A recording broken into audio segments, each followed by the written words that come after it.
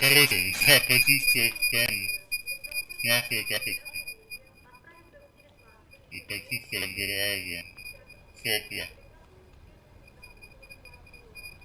Стала лишь температура стала чуть-чуть перейдет страны. Я не чувствую, как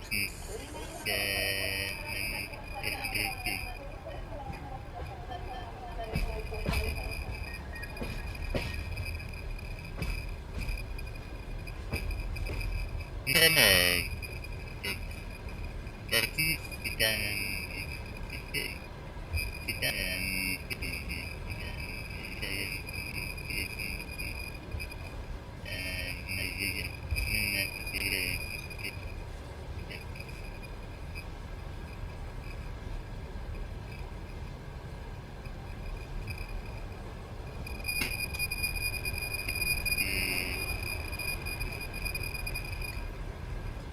едем.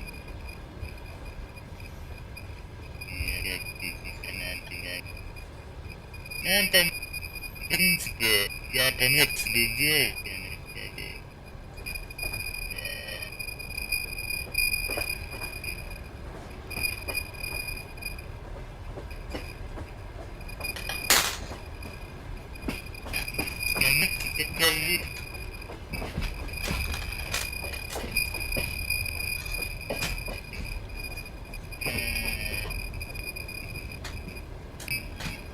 вообще, где 15-35% от общего, это когда товар, или ты покупаешь товар, и тебя перечитаешь еще определенно.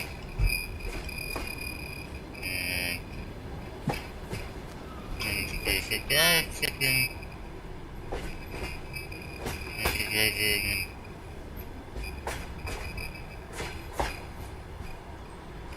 Ну да, и если с Алиэкспресса, если покупаете, что разные товары, то отношение до PlayStation, торговля с Алиэкспресса стоит 30 $, магазин иначе нет смысла. Ну, видео даже за 30 $. Не все продукты переработать, здесь надо продукты с первого раза, если не получится, если на второй, третий, ну какой-то продукт стрельный, потому что надо очень все пересаживать. И иногда, когда продукты не стрельны, это не значит, что продукт строят, а могли так, что тебе это дают, либо сайт, либо его промоут видосом. Короче, видео промоут. Короче, там все упирается как выглядит ваш сайт, то есть ваш сайт вас продает. И эксплортить там насколько привлекательный вирусный ролик, оригинальный такой американский.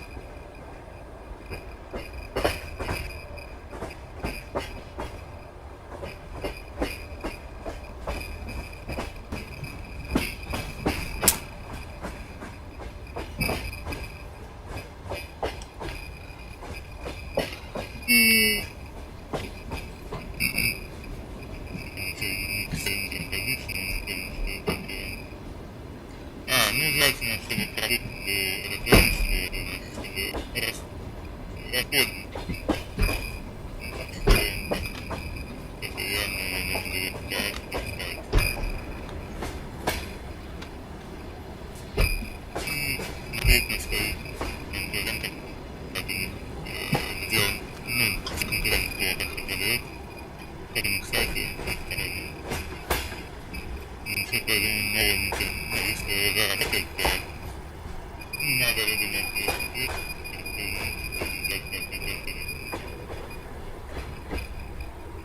Canva, сайт использовать,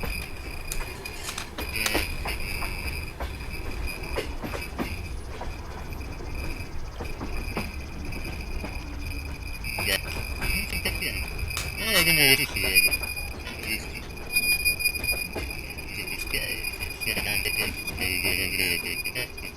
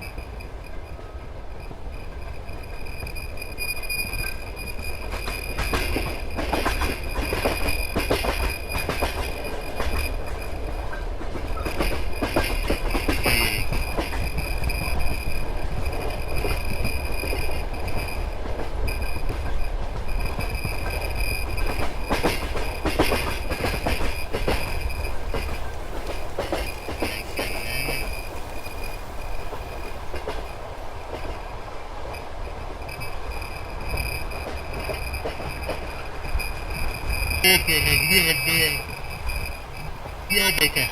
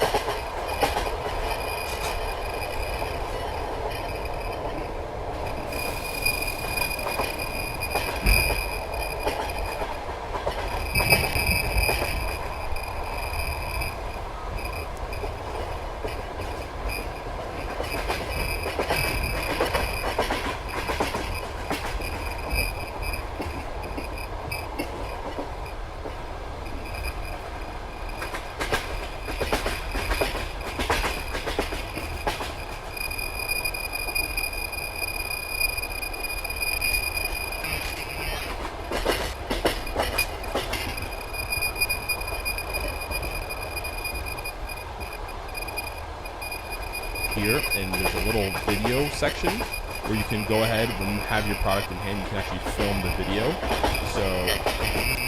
So guys, for our store, I think almost completed, very closely completed our landing page. I know I have to do it again just to reiterate it because it's super important.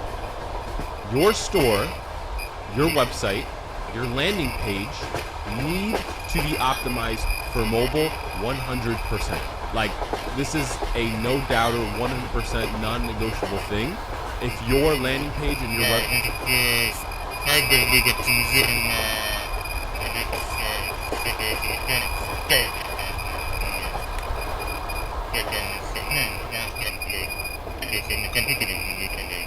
is not optimized for mobile, it doesn't look good on a mobile device, an iPhone, an Android, an iPad, your store will not do good. Now, in today's day and age, most Shopify themes are optimized for mobile, but in case you run across one that isn't optimized for mobile, don't use it. Now, if you had to pick, if it had to look good on desktop or it had to look good on mobile, make it look good on mobile. While you're designing your store, if you think something looks better on mobile and it doesn't quite look that right on desktop, do it anyways because your mobile layout matters way more. So I'm just gonna hop into the computer and just show you my Beyond Braid website, and again, how to toggle. So see up here, you have this little section, and you can toggle between mobile and desktop, And while you're building your stuff out, you need to toggle between both. Honestly, if you need to build your website doing it mobile, do it, right? So look, again, I'm gonna come to one of the product pages. So again, product page looks absolutely solid on desktop, but again, how does it look on mobile? And just toggle between the two to make sure you're optimized for mobile. And I personally think mine looks better on mobile than it does on desktop. Right, the description is a little lengthy, but still does the job. And then of course, these brand assets down here, these infographics, look absolutely amazing on mobile. Again, this video section was just to stress, if you're gonna make a decision whether it looks better on desktop or mobile, always choose mobile. Alright guys, so in this video section, I'm gonna teach you exactly how to buy a domain name. Now, what is a domain name? A domain name is essentially the name of your website. So my domain name for my knife website is forteknives.com. So I actually have to pay for forteknives.com. Now when we go back to our Ryan knives, we're going to try and buy ryanknives.com. So how do we do that? It's all done through Shopify. Shopify handles it all. So what you do is you go to online store. On the left hand side, you're going to go to domains. And it's going to say buy a new domain. So right now this is our current domain. ryanknives.myshopify.com. And it comes up as this, right? So technically it is live, but you don't want to send your customers to a website with myshopify.com. So we're going to go ahead and buy a domain. You're going to go ahead and click the green button, buy a new domain. And now here's where you can test to see if your domain is taken. So we'll put Ryan Knives. Let's see if Ryan Knives is taken. So Ryan Knives is unavailable, unfortunately, but they give you other extensions.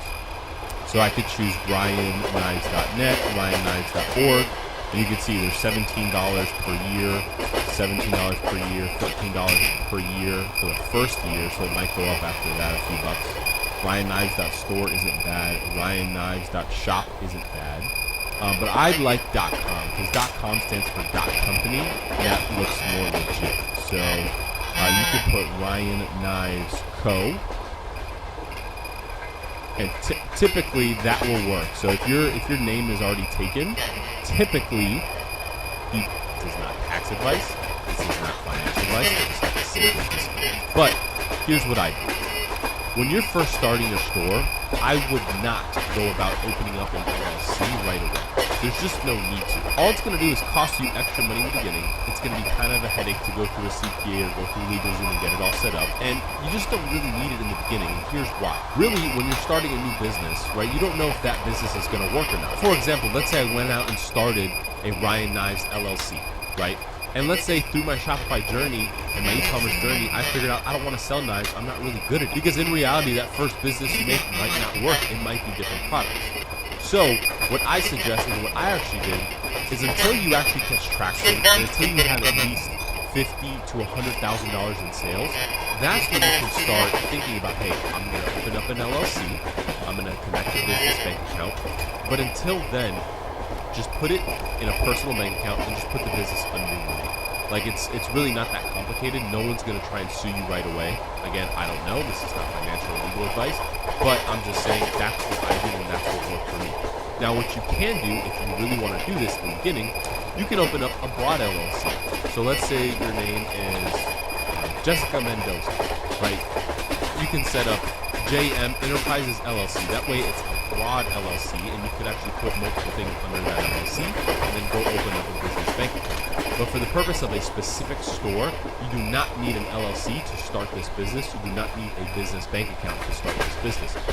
Shopify has multiple options to start everything as an individual or sole proprietor, which is what you'll go through when you're setting up payments and stuff. So again, LLC or not, in the beginning, you don't need the LLC. Don't worry about it. Don't get too complicated. It's really not that serious. Once your business starts catching traction, you can then open up an LLC, an S Corp, a C Corp, however you want to structure it. I do everything with a CPA. I'm not a tax expert. I hate freaking taxes, but again, just keep it very simple. Again, simple scales, fancy fails. Keep it simple in the beginning. Once you catch traction, go do what you got to do. Open up that LLC and business on to the next section. Hope you guys are enjoying the course so far. The next section I want to jump into is probably one of the, if not the most important section of this entire course and of doing business online, and that is marketing.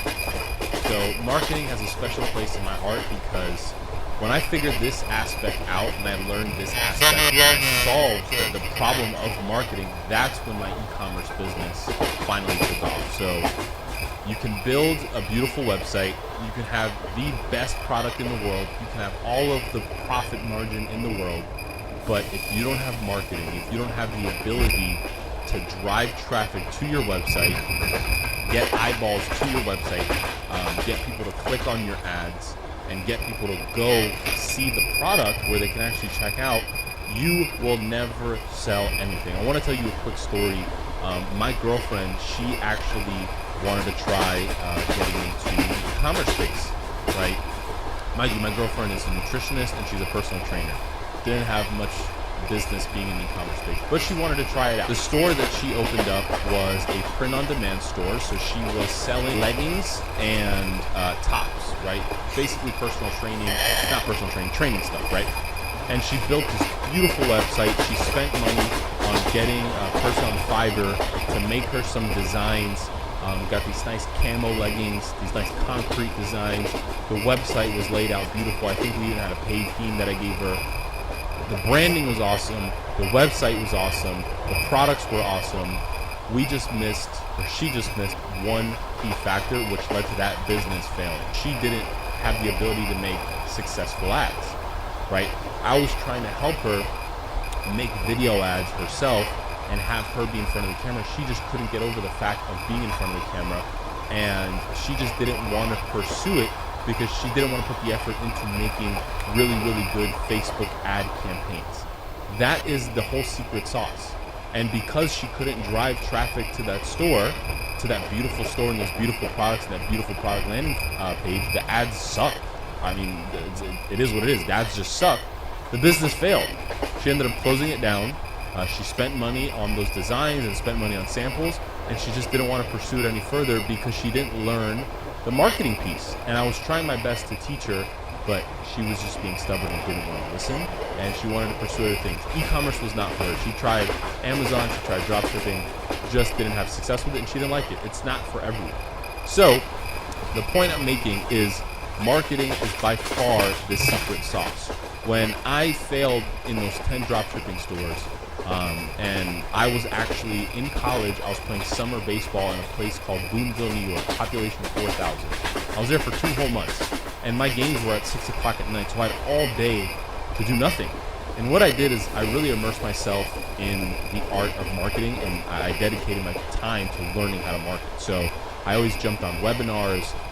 There was free courses. I think I even took a paid course Wherever I can find information on how to learn to run successful Facebook ads, that's what I did that summer, and that was the launch and start of my business. That's where everything turned around. I was able to actually generate profits from running Facebook ads. So, I don't mean to be repetitive, but to hit it home, Facebook ads, Instagram ads, learning how to properly make a video, learning how to properly target the right customers, and getting them to click on those ads so they go to your website. That is the entire secret sauce. So this is just a quick introduction into the marketing phase of this video. So hope you're enjoying it. Top rated. So in this section, I want to talk to you about all the types of marketing and marketing channels that are available in e-commerce. So besides Facebook and Instagram ads, there's actually a few other places you could advertise. For this type of business, I suggest in the beginning you start with Facebook and Instagram ads and master that. But just to let you know, there are other channels to advertise on. So not only is there Facebook, not only is there Instagram, you could also do Google ads. So Google search ads. When you type in, I want to buy Nikes, right? Shoe ads pop up. Or I want to buy a knife. Knife ads pop up. I want to buy a fishing line. Fishing line ads pop up. Those are Google search ads, and typically those are PPC ads, paid per click ads. So every time someone clicks on it, you get charged. Next, you have YouTube ads. Now, YouTube ads are typically more expensive, but they're typically higher quality. So when I've seen YouTube ads work is when you're selling a high-ticket item, like a course, or you're an agency, right? For high-ticket items, typically for dropshipping, it doesn't work that great, and for e-commerce doesn't work that great, unless you're selling a really expensive product, say like a refrigerator, like a $400 refrigerator. That's when YouTube ads work. But again, same scenario, someone searches, and a YouTube ad comes up, your video ad will play there. You could advertise on Snapchat. I tested with Snapchat, it didn't work that great. You could advertise on TikTok. Now, TikTok has a much younger demographic. There's not that many buyers on that platform, but if you have a viral product like a cool hover globe or like the old fidget spinners, right, those would have been great on TikTok. Fishing line and knives and stuff like that. The products I sell typically don't do that well on TikTok, but if you have a viral product, I know skincare brands do amazing on TikTok, but it's just another avenue to test. And they all work very, very similar, right? Google, YouTube, TikTok, Snapchat. All the targeting is pretty much meant to be just like Facebook. Facebook is the best at it, so all the others try to copy it. You could also do something called influencer marketing, where essentially you send your product to a big influencer on Instagram, YouTube, someone with a lot of followers, to then go ahead and promote the product. So you can pay them, say, hey, I want 3 posts for $100, $200, $300. Please talk about this and give the customers a discount code. So for example, for my fishing company, I work with a bunch of influencers, but one off the top of my head has 600,000 subscribers on YouTube, and he doesn't really do ads for me. He just uses the product, leaves a code down below. He'll occasionally mention it to me, and I think since working with him over the past couple months, he's generated like $10,000 in sales for us just from mentioning it here and there. So if you actually reach out to influencers and say, hey, are you doing any paid sponsorship opportunities? That's how you can reach a very specific audience, right? Someone in the fishing niche, someone who makes fishing videos on YouTube and has 1 million subscribers. All of their subscribers probably like fishing. So it's a very targeted and very detailed way to get more eyes on your product without spending any Instagram ads. But typically, bigger influencers don't just take free product. They usually take free product and the payment, so just keep that in mind. Now, whenever you move your product to eBay, to Amazon, there's actually advertising within each platform. So again, PPC ads for Amazon and pay-per-click ads, PPC ads for eBay as well. Same with Walmart.com. Walmart.com, if you sell your products on Walmart, same concept, PPC ads. So when someone searches for a product, your product will pop up and say, hey, sponsor product. And if someone clicks on it, it'll charge you. So with Amazon, eBay, and Walmart. So PPC ads, again, very, very popular. And lastly, these two are a little bit more advanced. There's SMS marketing and email marketing. Now, SMS marketing, you should have set up on your store regardless. What you can do is set up flows, like abandoned cart flow. So let's say someone comes to your website and they don't check out. They put in their information, they put in their email, they put in their phone number. You can actually send them a text message an hour later saying, hey, you forgot to check out. You can send them a text message 24 hours later saying, hey, your cart's still waiting for you. Come back, we'll give you a 10% code. Same with email, right? You can send them an email an hour later, 24 hours later, 36 hours later, a week later. So it's very, very powerful to use email and text messages to generate sales. Now, I'll go deeper into those two later on. But as your list grows, right, your text message list grows, your email list grows, those two assets become much, much more powerful. In the beginning, I completely ignored email marketing and was still successful. But now when I implemented email and text message marketing, it's generating 20, 30, 40% of my total revenue for the month for the business. So we're talking about going from no dollars to like $75, $80, $100,000 on occasion per month. So SMS and email marketing are huge, huge things that you should look into, and I definitely suggest that you use. And just to wrap it all up, I want to give you all the other platforms of marketing so you can start looking for ads. But for this course and for this business, what you should concentrate on getting really, really good at is Facebook and Instagram. By far, the most effective way to reach a targeted audience with great ads is Facebook and Instagram, and it's what I spend most of my money on. So without further ado, let's hop into the Facebook ads, Instagram ads, get all your accounts set up, your ad account, your business manager, connecting your Facebook pixel, all that juicy jazz will be taken care of in the next section. So let's move on. So what exactly is a Facebook ad, right? Here we are on my Facebook, and I'm just gonna scroll through, and what do you know? Here is a Facebook ad. So this is where Facebook ads appear, right? They appear in your feed. You could actually see some of these little section, the sponsor section. Those are Facebook ads as well. So a Facebook ad is a paid piece of content that you're actually sticking in someone's feed. So this is how Facebook makes money. Advertisers pay for you and I and other people to see ads. This is Alex Hormozy with Gym Launch. He does very successful ads. So this is just a quick example of an ad, right? It's got a long copy, and there's many ways you can do this. You can do long copies, you can do short copies. But again, I just want to show you what is a Facebook ad. What does it look like?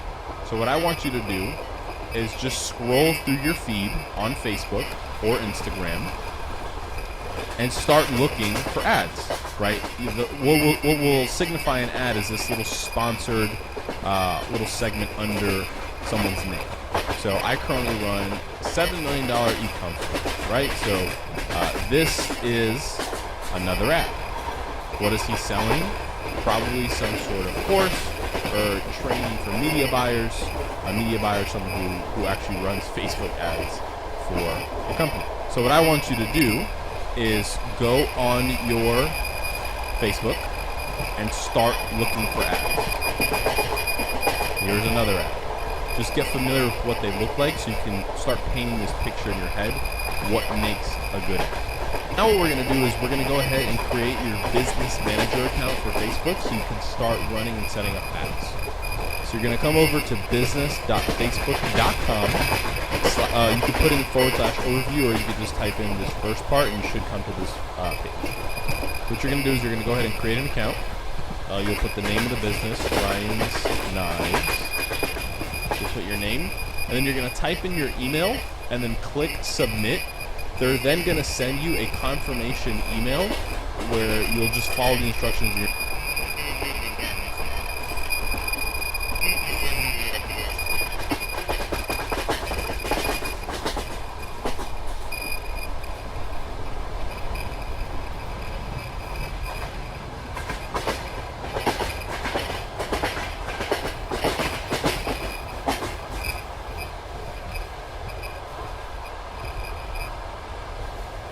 Your email, you'll click, and then it's going to bring you to the next page. I can't do it because I have too many business managers, so I'll just show you the next step of what it's going to look like once you get that email.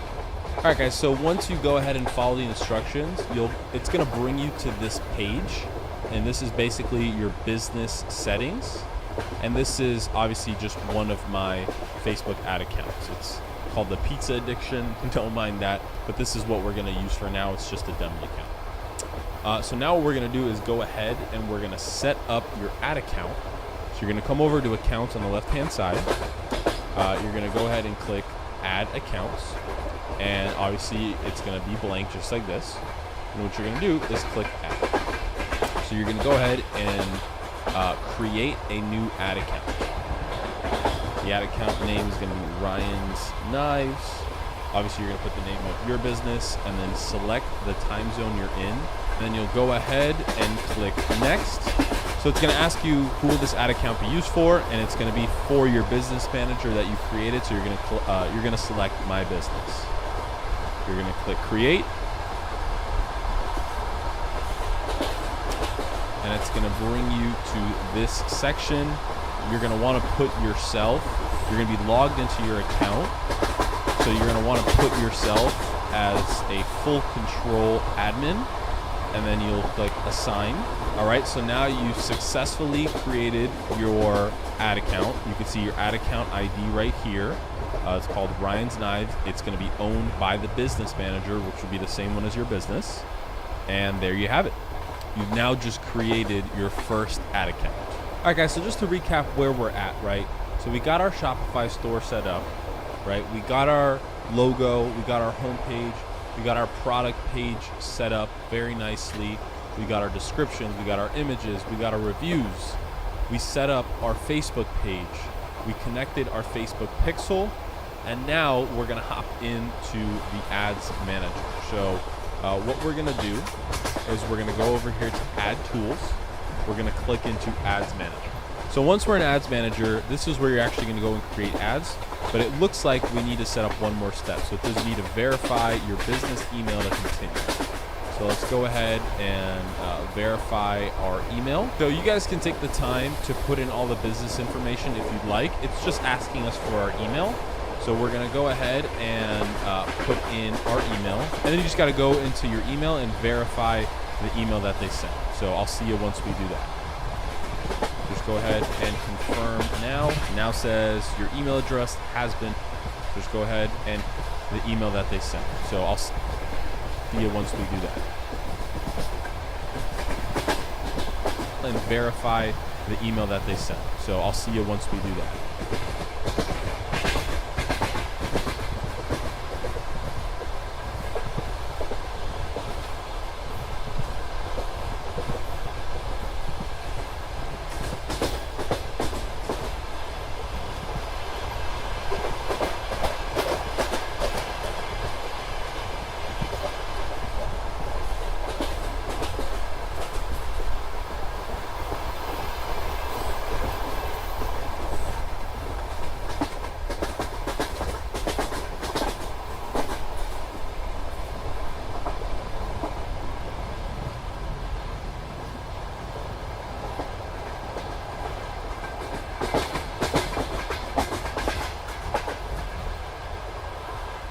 Just go ahead and confirm now. It now says your email address has been verified. So now let's go ahead and hop back into Ads Manager, and voila, the green button is now able to create ads. So this is your workstation. You're going to be here quite a lot. You're going to be in Ads Manager. You're going to be tinkering with this stuff. My goal is to get you as familiar with this as possible. So what is Ads Manager? Ads Manager is essentially where you're going to spend 99% of your time in the business end of Facebook. So this is where you're going to go ahead and create ads. You can see there's different types of metrics that will pop up. What I'll do for you guys, I'm going to show you what an ad account looks like up and running. So this is actually inside my current business ad account. You can see there are lots and lots and lots of ads that we've created. So essentially, you'll be able to see your website purchases per campaign. You'll be able to see cost per result, amount spent, purchase conversion value, add to carts, return on ad spend or ROAS, how many purchases, and again, you can customize all this, and I'll go over this. But I just wanted to show you what an actual ad account looks like, right? Because this one is kind of bare bones. But that is a brief introduction, right? Because this one is kind of...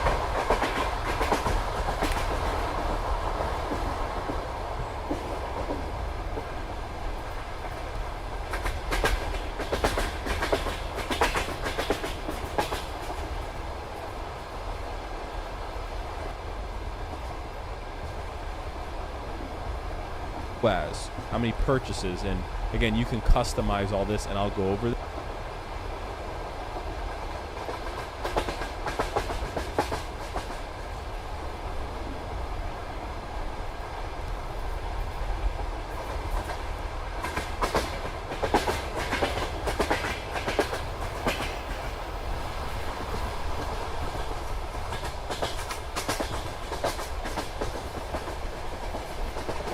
for this, but I just wanted to show you what an actual ad account looks like, right? Because this one is kind of bare bones. But that is a brief introduction into what Ads Manager is. Next, we'll hop into creating ads. Created your ad account. Let's go ahead and create your Facebook pixel. So you're going to come over here to the left-hand side. You're going to go ahead and click Pixels. You're going to click Add Pixel, and you want to name it the name of your business. So Ryan's Knives Pixel. You'll click Continue. So once you see this screen pop up, what you're going to do is click Set Up the Pixel Now. And there's a few different options of what you could do. They've now simplified this process, so you can add the code using cart integration, which is the easiest thing to do. So you'll click that. You will see Shopify right here. So once you get to this page, what it's asking you to do is go set up the Facebook channel on your Shopify store. So we're going to hop back in to our Shopify store. We're going to head over to the left-hand side. The Facebook channel should be there. If it's not there, what you can do is go to Apps. You go to Customize Your Store. You'll type in Facebook, and then you'll simply just download and install the Facebook channel, but we already have it in our store, so we don't need to do that. So what we'll do is we'll come over to Facebook. You're going to go ahead and come all the way down to here to Facebook Marketing. It's going to say Start Setup. I already started. You're going to have your Facebook account, so it's going to ask you to log into your Facebook account, so go ahead and do that. Once you log into your account, it's going to ask you for the business manager. The business manager we want to select is the Pizza Addiction. That's the one we just set up. We're going to go ahead and connect that. So once you've connected the business manager, it'll come down to domain verification.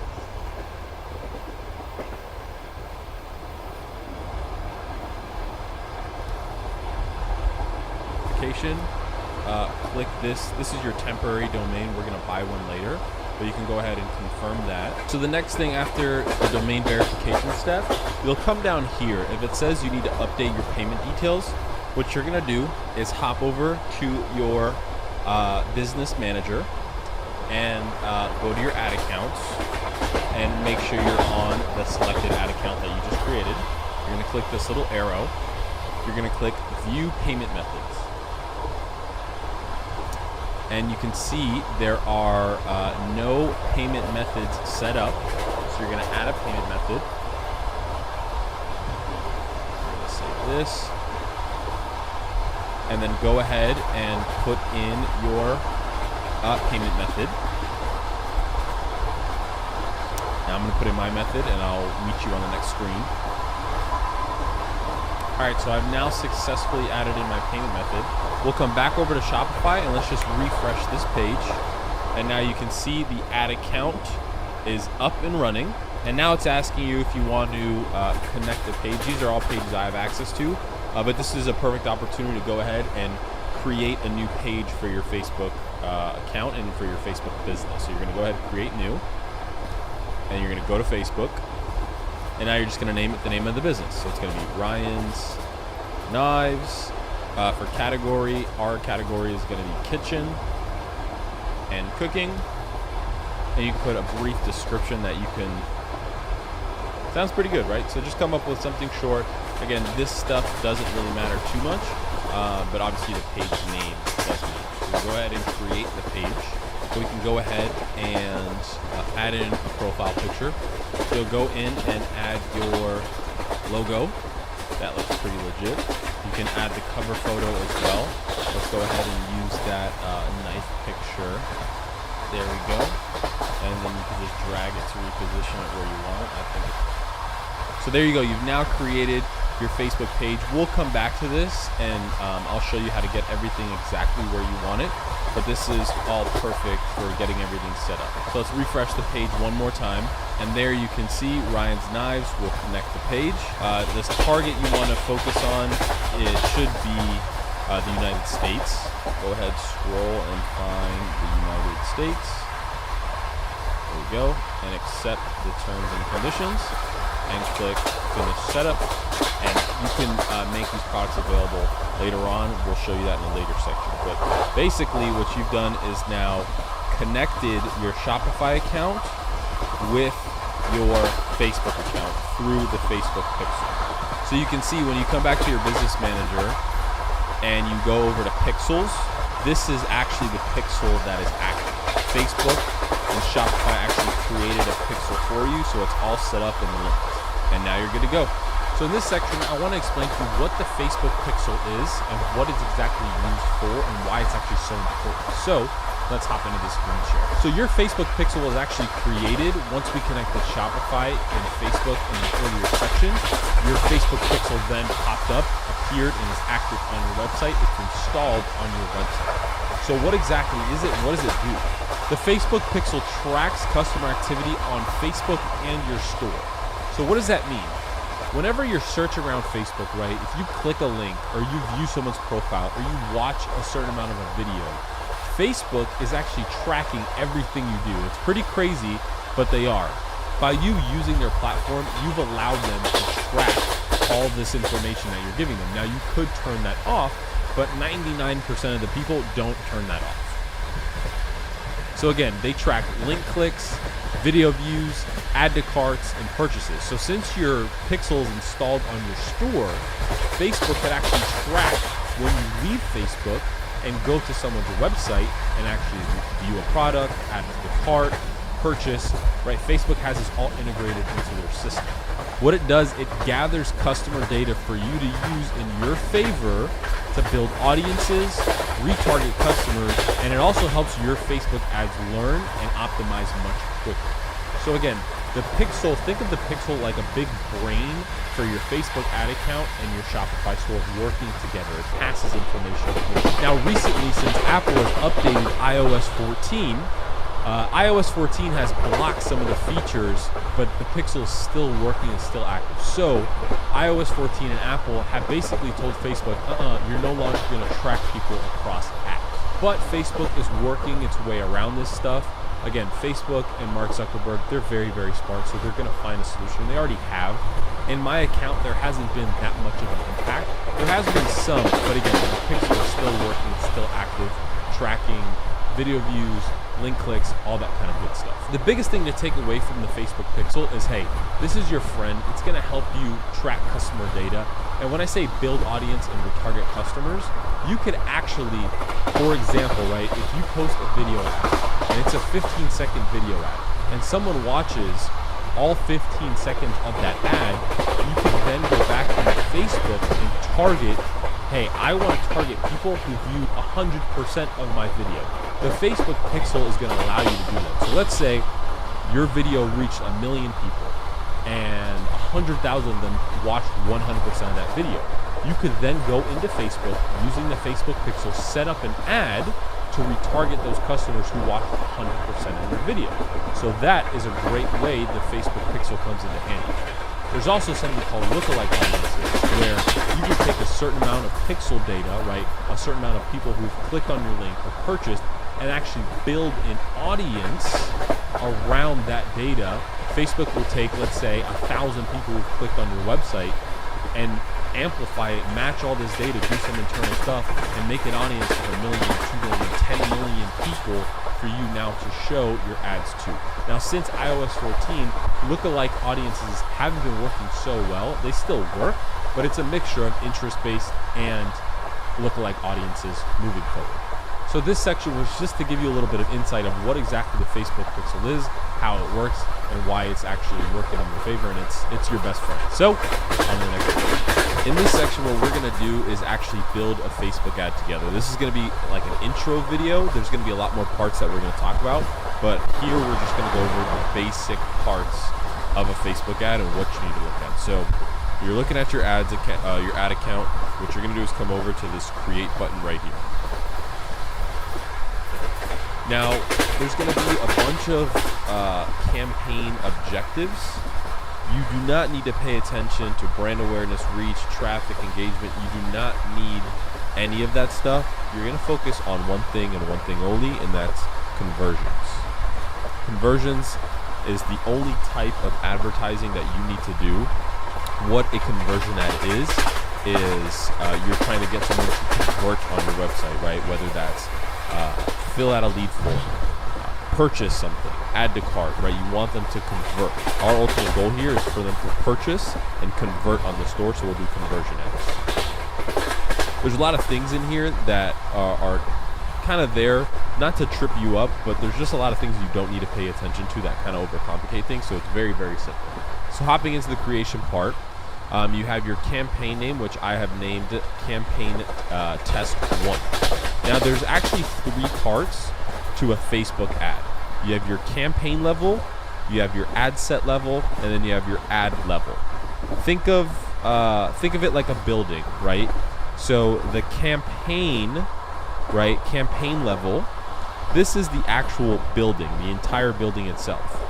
Now when you go to an ad set, the ad set level, think of as a floor in the building. So you have floor 1, floor 2, floor 3. And then the ad level, number 3, is going to be like a room on the floor. So you have the building, you have the floor, and then you have all of the rooms that are on each floor. That's how you should think of Facebook campaign, and I'll show you the different parts as we go through this. So you'll just name it, for this sake, we'll name it test 1. Special ad categories, you do not need to click anything unless your products have to do with any of these. Typically, if you're drop shipping or selling a regular product, you're not going to need anything, so just ignore this. Buying type is an auction. You're going to leave this, do not touch this. You do not need to mess with this at all. Campaign objective is conversions, like we just went over. That's what we're optimizing this campaign for, is to get purchases, right? Conversions. You do not need to click more options. Campaign spending limit, you do not need to touch. So again, all we've done is just named it, nothing else. A/B testing. Skip this part, you don't need it.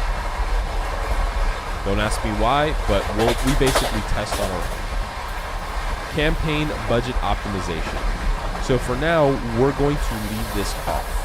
What this is you have 2 ways of setting your budget. So let's use the example of $20 for your Facebook campaign. If you toggle this on, right, all it's going to do is control the budget at the campaign level, right, the building level.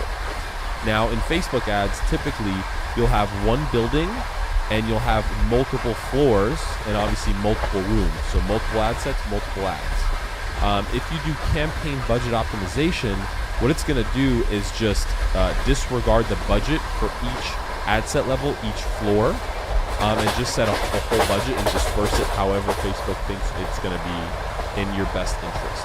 So let's say, for example, right, this $20 campaign budget, and let's say we had 3 ad sets here, or 4 ad sets, just to make it simple.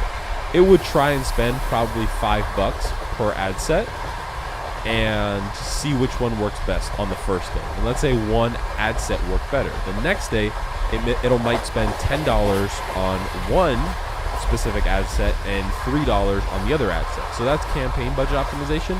For now, we're going to leave this off. The only time you want to turn this on is when you find one ad set that has performed the best out of all your tests, and that's when you're going to turn on campaign budget optimization. For now, we're just going to leave the budget at the ad set level.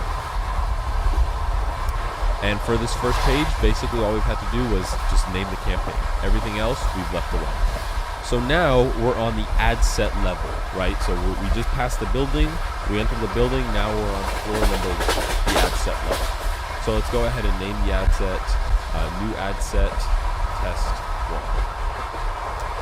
1. So what this section is asking, conversion event location. We want our conversions to happen on the website. And how do we know, let's say someone clicks on our Facebook ad and someone actually purchases on our store, how do we know that this ad attributed to that sale? We have the Facebook pixel that we created earlier. So again, the Facebook pixel is installed on your Shopify store. That's what it's going to be used to track all your sales and conversions. So Facebook has a little it's called, I like to refer it as a brain, right? The pixel collects data, it collects customer data, collects purchases, add to carts, information. The pixel does all that. So the conversion event that we want to choose is purchases. Purchases is what we always want to do. Now, here's a little error message, which you're probably going to see, is this event hasn't been prioritized for iOS 14.5. Ad sets using this event may not be delivered through opt-out tracking. So Apple recently made an update to their iOS system where it's harder for Facebook to track ads. Now, I've been running ads again in my business, and have we seen a decline in this? Yes, but it's not that drastic, so you don't need to worry about it right now. If it gets worse in the future, we will keep you updated, but for now, Facebook is still doing a pretty good job of delivering conversions, and they're working through ways of changing this. So you're going to put purchase for the conversion act. You're going to X out of this, and it's since we haven't gotten any purchases on the Pixel, that's why these little error codes are. So dynamic creative, you do not have to touch right now. If you have a product catalog where you have multiple products of different colors, or if you want to advertise a collection, I've really never run any of these in my 4 or 5 years of advertising. I just find that they don't work that well. So you can just ignore it. Optimization and delivery. Cost control, you do not need to put anything here. Again, it says Facebook will aim to spend your entire budget to get the most purchases using the lowest cost bid strategy. If you want cost control, implement it. You do not need cost control. I've never used cost control. I just simply put in a daily budget, and I find that is the best way to do it, because you don't want to have Facebook limit the amount you spend, right? If you say, hey, I want to spend $20 today, that's what we want to do, that is what you're going to set, so you don't want Facebook to limit that, and that's what I found to be the best. Now on to budget and schedule. So there's 2 ways you can do this, right? You can do a lifetime budget, or you can do a daily budget. In my history, all I've ever done was daily budgets. A lifetime budget, let's say you want to spend $30,000 in a month, right? So you could tell Facebook, hey, my budget for the month is $30,000. You're going to pick a start date and an end date. And what they'll do is they'll basically go out and spend about $1,000 per day. But what I like to do, and what has worked for me, is setting it on a daily budget. That way you can monitor it daily. If you need to raise or lower your budget on a daily basis, you can. So for the sake of our ads and the ads that I want you to run and test, you're going to start at just $5 a day. And you might think, hey Ryan, why so cheap? Why are we only starting at $5 a day? So with Facebook ads, again, we're going to be testing a lot of creatives, a lot of different audiences, a lot of different ad copy, a lot of headlines. So we're going to be making multiple ads. $5 across 10 ads is $50 a day. And in a week, that's $350. So if you're not careful, you can end up spending a lot of money on Facebook if you're not setting it up correctly. Now, once these ads start to perform better, that's when you start to scale. I'll cover that in another section of how you actually scale from $5 a day to $10 a day, from $10 a day to $20, from $20 to $100 a day, to $100 to $500 a day, from $500 to $1,000 a day, from $1,000 to $10,000 a day. Obviously, if you're spending that much, you're going to have dollars coming in.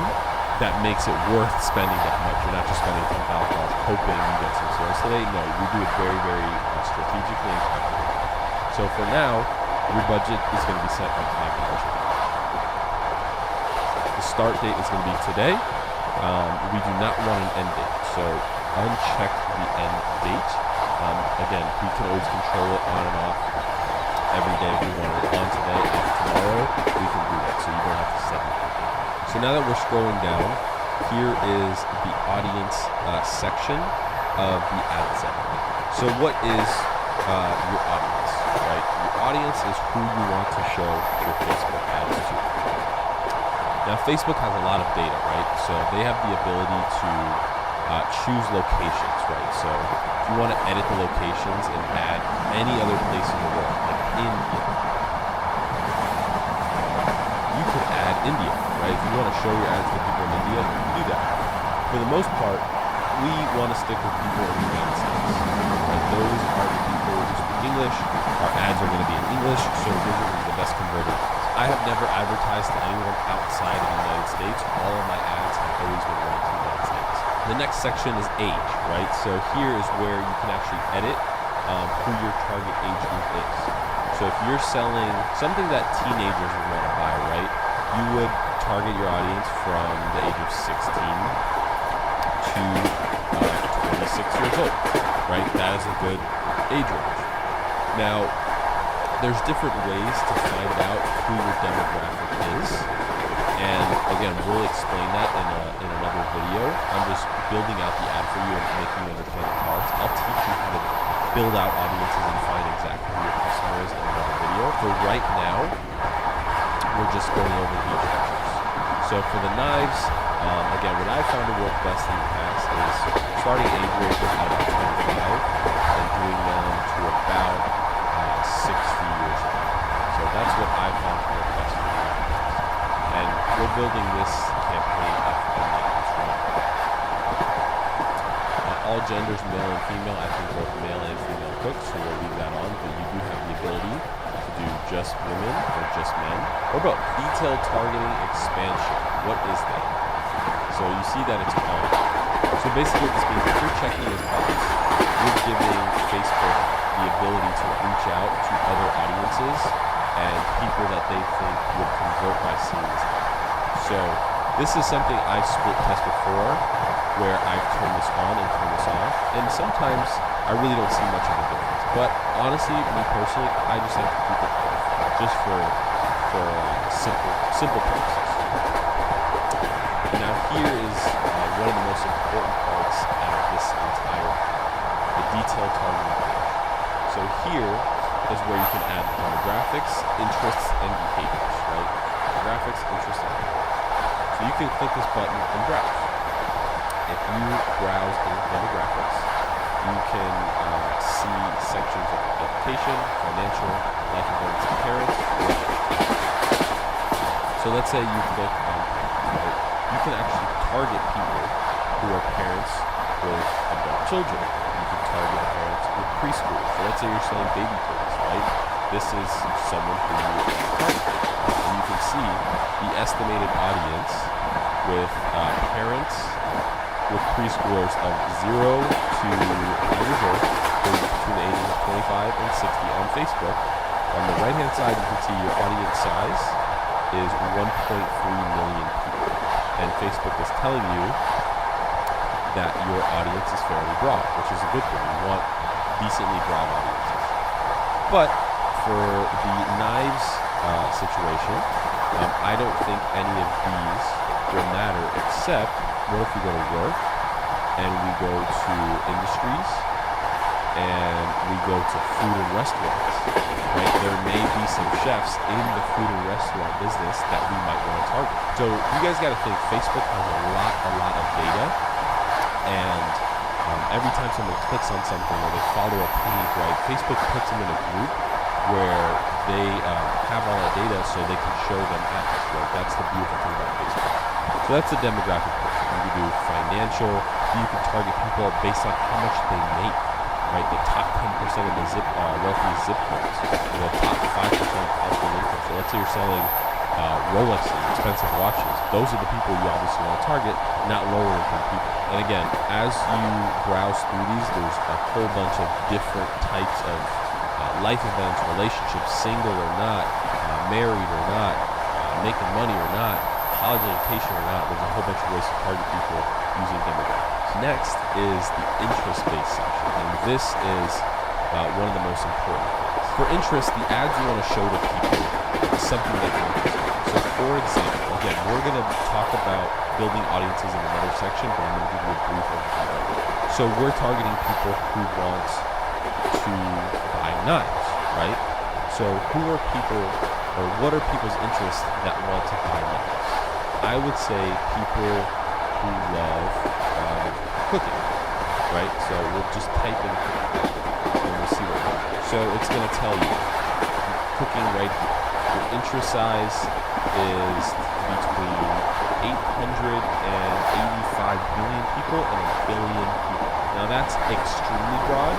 We don't want our audiences that big. We We want our audiences probably in the 5 million to 25 million.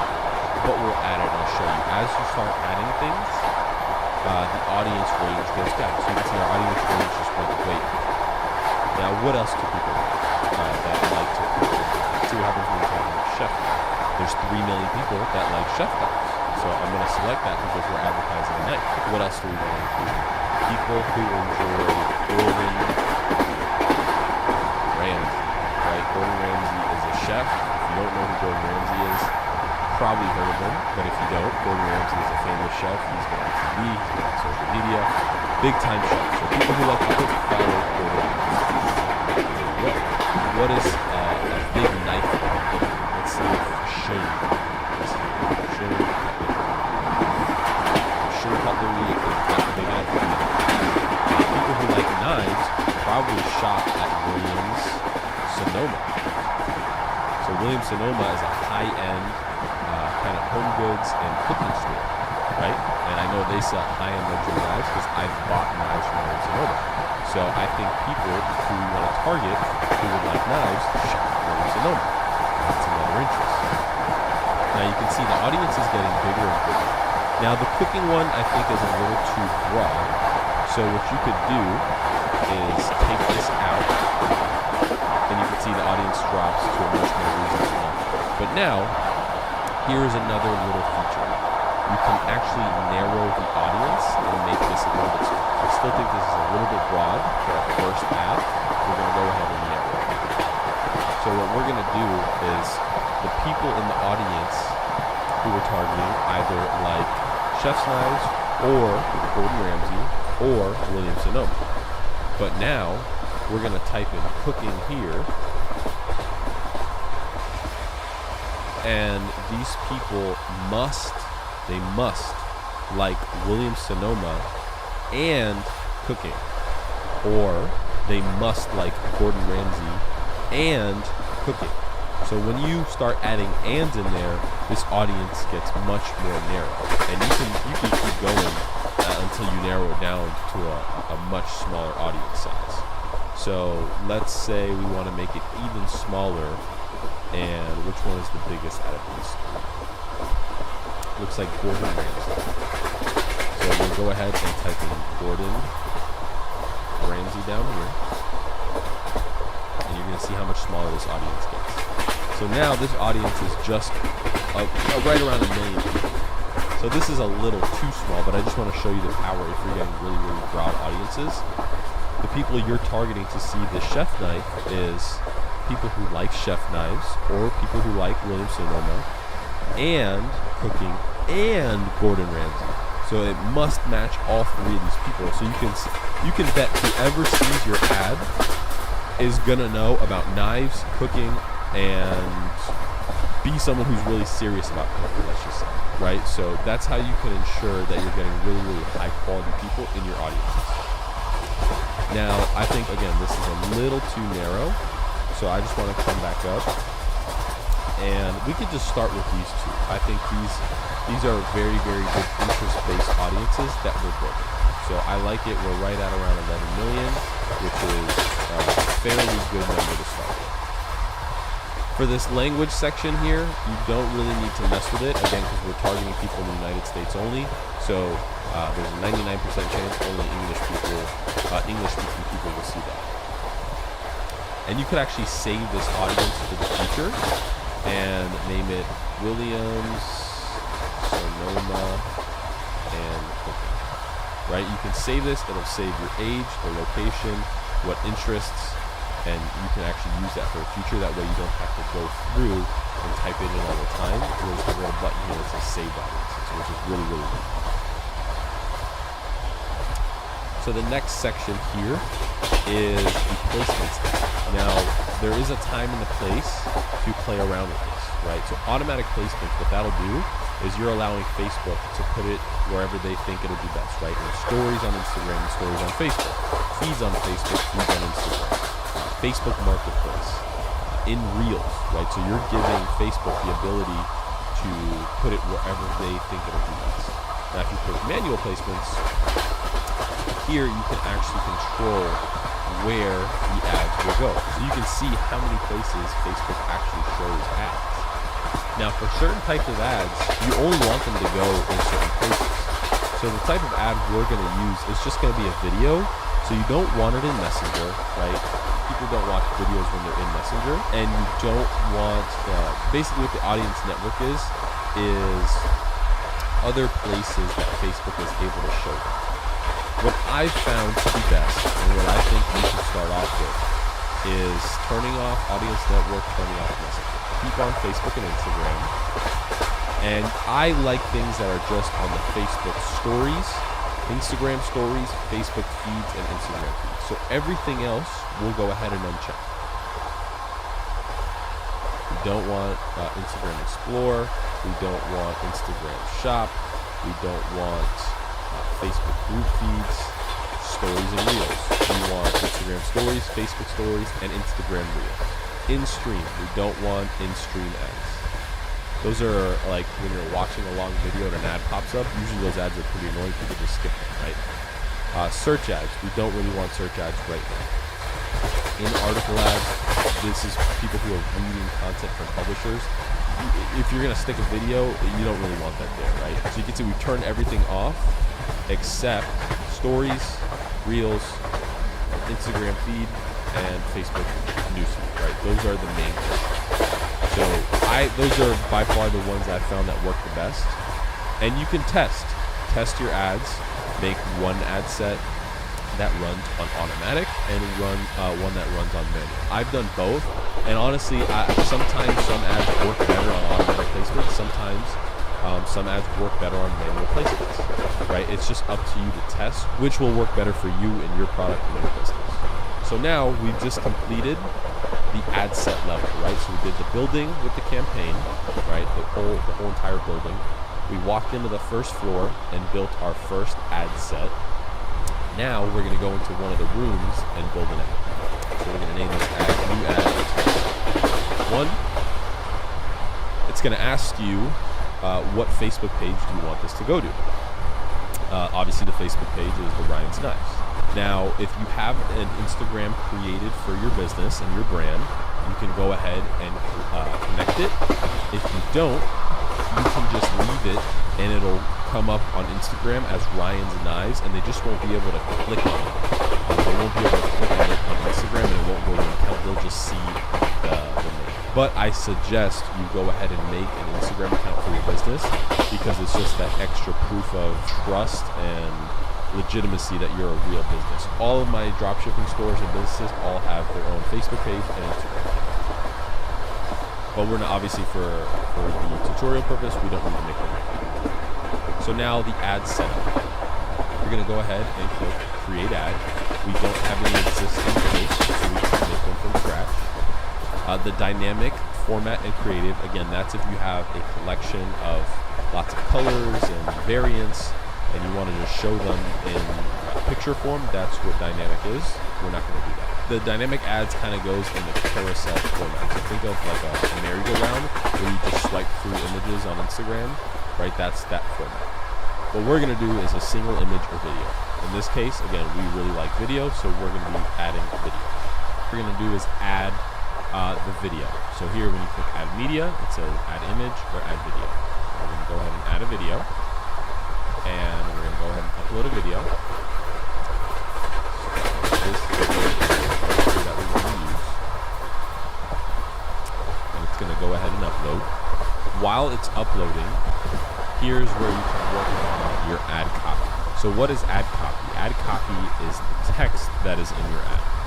So you have your headline and you have your primary text, which are the two most important parts. So for this Serbian knife, we can say the all-new Serb by Ryan's Knives. Handcrafted and hand-forged.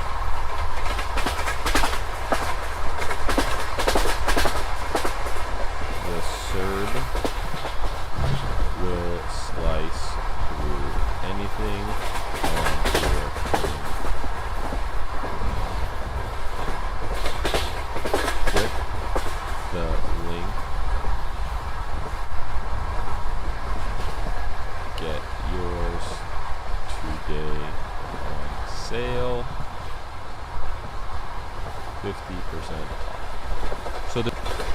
couple strategies here that those sections, and you're gonna have it right away. So disregard this.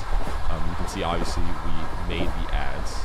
So the ad is processing, right? So it takes probably, I'd say, anywhere from 5 to 30 minutes for your ads to go live. So again, we have the building level of the campaign. We have the ad set level of the floors, floor 1, 2, 3, and then you have the ad level, which is the rooms on the floors. So what your account is going to look like, you're going to have a few different campaigns. You're going to have a bunch of different ad sets, and you're going to have a bunch of different ads. And I'll pull you into my ad account so you can see exactly what I'm talking about. Let me grab that link really quickly. So you can see my ad account on the campaign section. We have literally hundreds and hundreds and hundreds and hundreds of ads. And this is, again, each one of these is a building. Now, when you come into the ad section, or the ad set section, excuse me, you can see we've got a bunch of different ad sets, hundreds and hundreds and hundreds of ad sets. And you come in, this is the floor level, you come into the room level, you can see we've got hundreds and hundreds and hundreds of ads. So it's all about building those sections, and then you're basically just testing to see which one works the best and which one can scale. And that, my friends, was your brief introduction to running your first Facebook ad. And again, I'm going to dive into how to build audiences, how to find the best interests in future videos. So I will see you guys in the next section. All right, guys. So in this section, what we're going to go over is building interest-based audiences. So of course, you need to build a target audience to show your ads to on Facebook. Now, I've broken this into 4 categories in preferential order. And what I mean by that is you're basically going to come up with all of these subjects for your product. So again, using the knife example, right? We're using Ryan's Knives as the business. We're going to find websites that have to do with knives or cooking. We're going to find brands that deal with knives or cooking. We're going to find famous people or influencers that deal with knives and cooking. And then we'll find some magazines that deal with knives and cooking. So essentially, you can break this out on a very simple Excel spreadsheet. You can tell I'm not a guru or a wizard with Excel because this is very bad and poor, but it'll do the job. And this will work for any niche, right? So whether it's knives, whether it's the makeup business, whether it's fishing, whether it's outdoors and camping, whether it's furniture stores, whether it's a water bottle, whether it's cars, right? These 4 categories have something in each of those niches. So to start things off, let's find as many websites as we can that have to do with cooking and knives. And here, Google is going to be your best friend. So we can simply type in best cooking websites. And websites and brands kind of go synonymous together, right? So websites and brands, we might have some of the same ones in each category, but that's okay. And literally, look, you come right here. So foodnetwork.com. I love the Food Network. So all we're going to simply do is just copy and paste. Let's see if we can find anywhere from 5 to 10 of each. Food.com. Epicurious.com. Off the top of my head, I know Tasty BuzzFeed. So what is it? Tasty BuzzFeed. What's their website? Tasty.com. Copy and paste. So you can see this is all about cooking and cool recipes.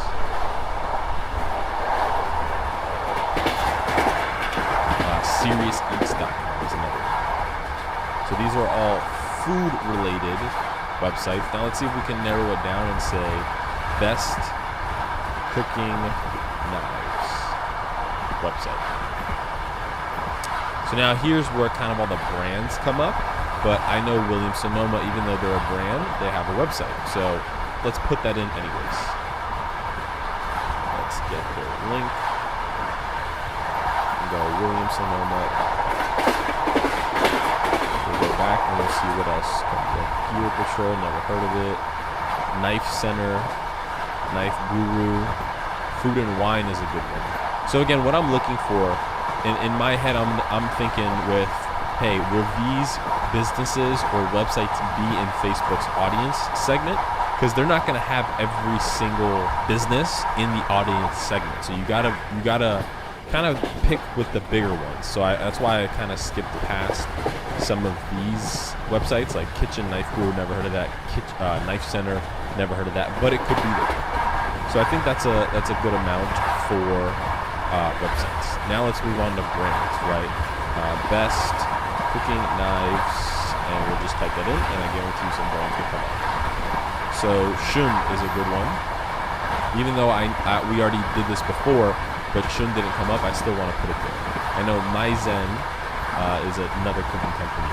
Williams Sonoma, off the top of my head, is a cooking company. What's another big one? Wusthof knives.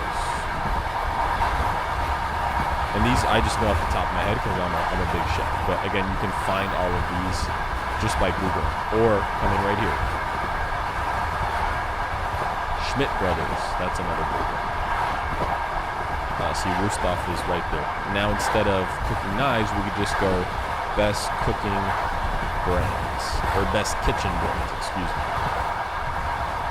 So here, these are all perfect. Le Creuset. I know they're a huge company and they've got some awesome stuff. Cuisinart, very big company. So again, you can see the goal here is we're just finding brands that are in our niche that we want to be able to target some customers. So now moving on to famous people and influencers. Off the top of my head, who's that number one guy? Gordon Ramsay. Right, so we can go here and we can type in top chefs, and here we go. You got Gordon Ramsay. You got Wolfgang Puck is a huge one, so I know he's got a big following. Wolfgang Puck. I know Bobby Flay is a big one. Chef Bobby Flay. Emerald, Chef Emerald. Guy Fieri. Massimo Bottura. Now moving on to magazines, right? For magazines, we could put top food magazines. And here we go. Magazines is a you might not think magazines is a good place to start, but all these are typically associated with websites. So Bon Appetit, Food and Wine, Cooks Illustrated, Food Network magazine. And again, you don't just have to use the top of Google. I'm just doing it to make it easy. You can click into some of these websites and see what some of these websites say, right? This is where you're actually going to go ahead and do your research. So Gastronomica, I've never heard of this, but we'll copy and paste it and get in here. So I think you guys get the point. Now you can go beyond this, right? Websites, brands, famous people, magazines. You can go beyond this, and if you have any other ideas of categories you want to put them to, you definitely can. Our niche is the chef knife. We now have 4 different audiences to test. So now what you could do is you can come into your ads manager, you can click these little 3 lines, all tools, and scroll down to the audience section. And here you could actually create some audiences for your ads, right? And this way you don't have to go in and constantly make ads. You can either pre-save them here, right? You can pre-save the audiences here by going create custom audience, lookalike audience, or special audience, or a saved audience. A saved audience is the one we're going to want to make for now. I'll explain it later. So for this one, let's just do brand first. So we'll come back to Facebook. So we'll go ahead and name this brands, audience, people living in the United States. We'll keep the date rate of the age range. Again, I like to do 25 and over because these are typically people who have their own money and can buy their own products. And I'll keep it broad at 65 years old, and I'll keep it to all men and women. And now the detailed targeting.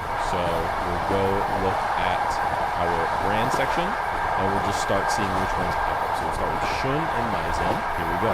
Misen is right there. Let's just make sure it's the same one. And if you click this little suggestions button, it'll actually come up with things that are similar to the one you just typed in. But you don't want to start doing that just yet. Let's get Williams-Sonoma in there. Williams-Sonoma. And now let's see if we're doing most of these ones. So see, not yet. We need to put in, I think, some more knife-related stuff. Suggesting some knife stuff. Now we'll do some suggestions. So there's kitchenware, cutting board, kitchen utensils, cutlery. Let's put in cutlery and then put suggestions in there and see what comes up. So I know Crate and Barrel is a great brand. Pottery Barn is a great brand. And as we search through this, we're just looking for brands that are related to our niche. KitchenAid, big brand. Squarium. Try Cuisinart. There we go. It's there as well. We've gotten a decent amount of brands in there. And you come up here and it says, look, our audience is about 15 million people, which is not bad at all. Pretty broad audience. We could narrow it just a little bit, but again, broad audiences are good to test with. And then what you could do is go ahead and create a saved audience. So now whenever you go to create your ads, there's a little section that says saved audiences, and you can have that saved already. You don't have to go ahead and put in all this information. And what you're going to do is you're going to go ahead and click saved audience, and you're going to make one for each one of these categories. And where you can get really specific is you can even start separating interests and the ages. So you can do brands ages 20 to 30 and then brands ages 40 to 50 and test those separately and see if maybe the older demographic has a better ROI than the younger demographic. So that's what you're going to want to do is go ahead and build out all of these interests so you have as much data to test with as possible. So again, this was just a general overview of building interest-based audiences to run for your ads. See you guys in the next video. In this video section, I'm going to teach you guys how to properly set up your columns so when you're running ads, you know exactly what to look for. So this is Facebook's standard and automatic setting. And you can see they actually have a bunch of different column settings that you can go through, but you can actually customize them, and I'm going to go through exactly what you need to be successful. So what you're going to do is you're going to go ahead and click Customize Columns, and now you're just going to put in exactly what I'm going to do in this video. So first, you want to keep the campaign name, you want to keep delivery, you're going to take budget and move it third. You are then going to take results and move it fourth. You're then going to take cost per result and move it below results. You're now going to take amount spent, move it after cost per result. Now this one you actually got to search up. It's called purchase conversion value. And what you're going to do is you're going to put this check mark right here. Now it's going to come all the way down here. You're going to move it up right after amount spent. And what you're going to do is you're just going to uncheck these. That way it only has one, it doesn't add three to it. Next, you're going to type in add to cart. You're going to go ahead and select total. You're going to bring it all the way up here, and you're going to leave both of these checked. Next, you're going to type in ROAS for ROAS, and you're going to click Purchase ROAS. We're going to go ahead and drag this all the way up, and we're going to leave that checked. Next, we're going to type in purchases, and we're going to select total. Again, we're going to bring this up here. We're then going to type in CPM. We're going to select CPM, bring it up here, and then we're going to go to link clicks. We're going to bring it up here. And we're going to type in CPC, cost per link click. We're going to bring that one just above link clicks. And then you can go ahead and X these out.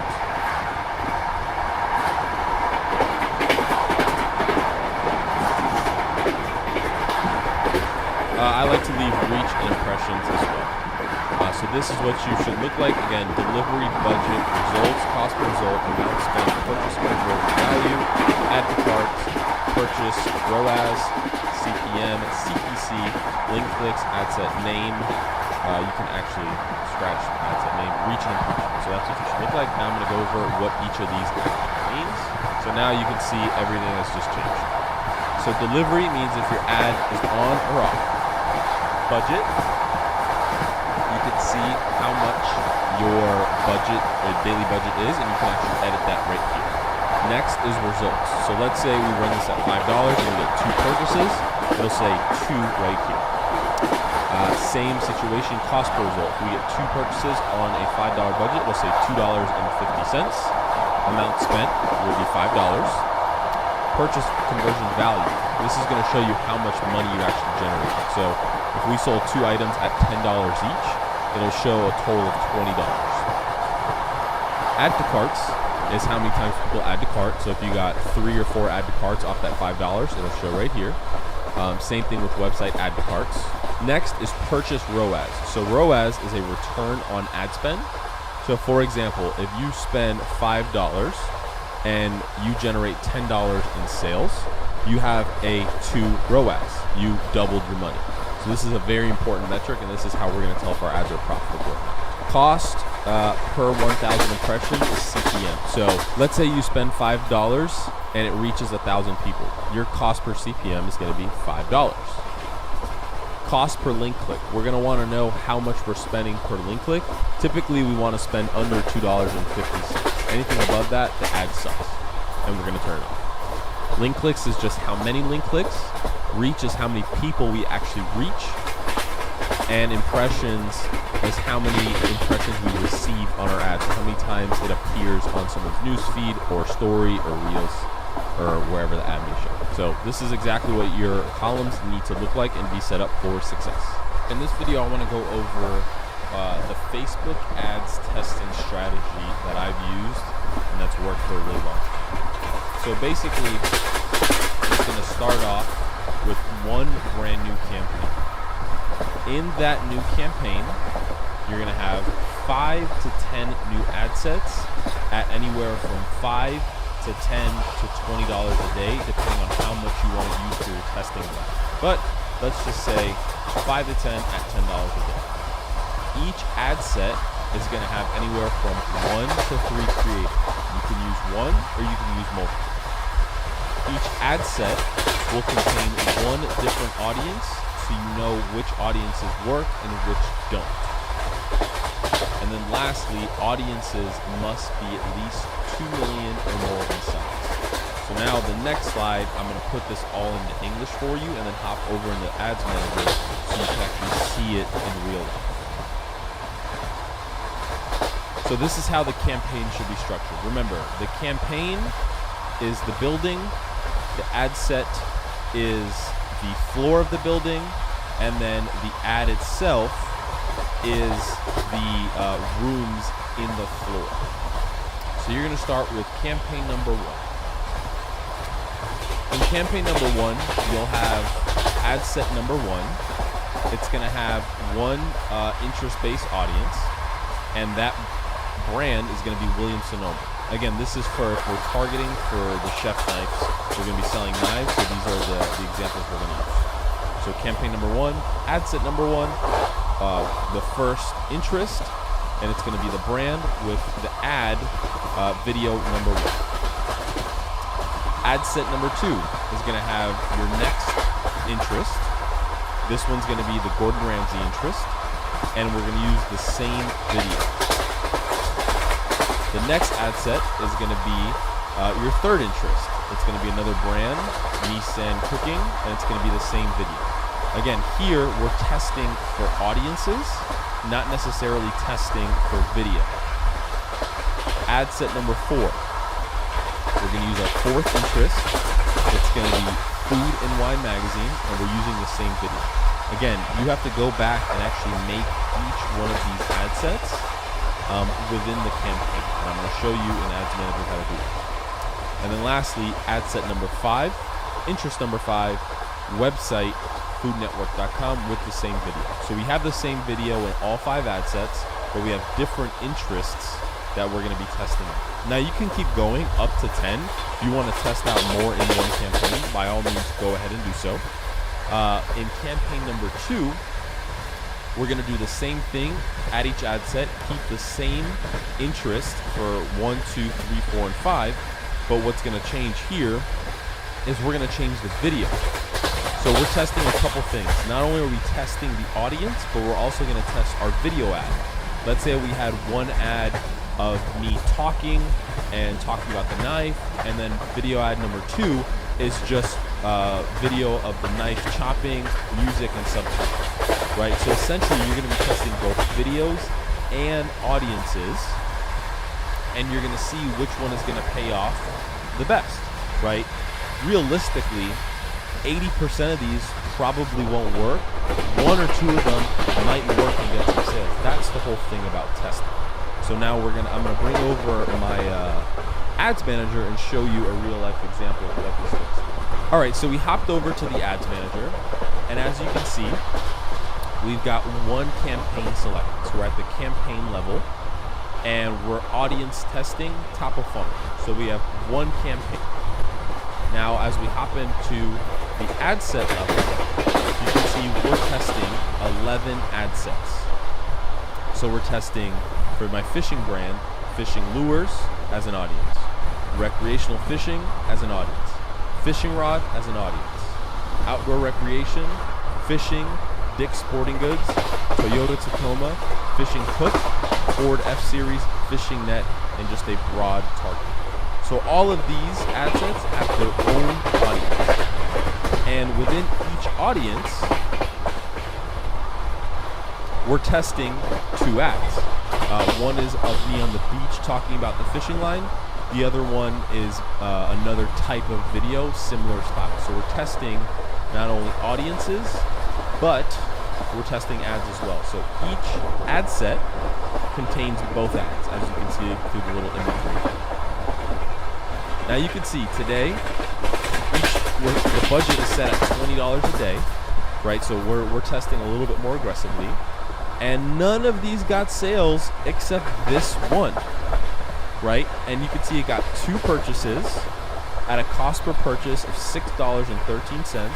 So we spent $12 to produce $179 and a 14.67 ROAS, which is absolutely incredible. But you have to take into consideration that none of these other ad sets got sales. So essentially, total, we spent $141 to generate $179. So we just about lost money or broke even, but what we got from all this data is that, hey, fishing, our fishing ad set, and let's see what ad got the sale. Our fishing ad set with the beach ad got 2 sales, and we only spent $6 or $12. I'm sorry, cost per result was 6. So we know this is likely going to be a winner. We'll let this run now probably for a few more days, and we'll see if any other ones get sales. If none other ones get sales, we'll simply come back and just turn them all off, except this one, and we'll probably stick this one into a higher budget campaign where we will spend more money. So it's as simple as trial and error, trial and error, trial and error. Right? That's all Facebook advertising is testing different audiences, testing different creatives, videos, headlines. You just gotta test a bunch until you find a winner just like this, and then you scale it. So now what you're gonna do is you're gonna go ahead and create a campaign. And what I like to do, name this, right? Testing 1.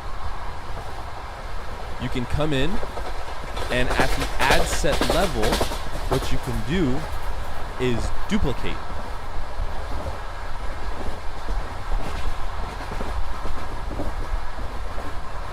and then you can click duplicate again. And then you can click duplicate once again.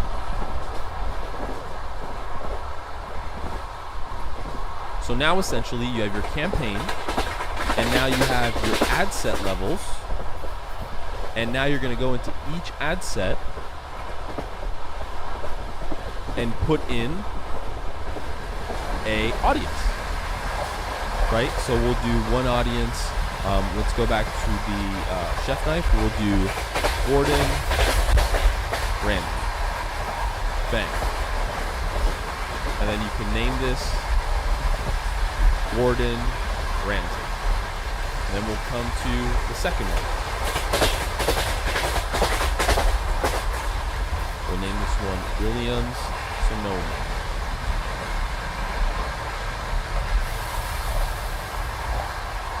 We'll scroll all the way down and type in Williams Sonoma. And so on and so forth until you have all your audiences inside the ad sets.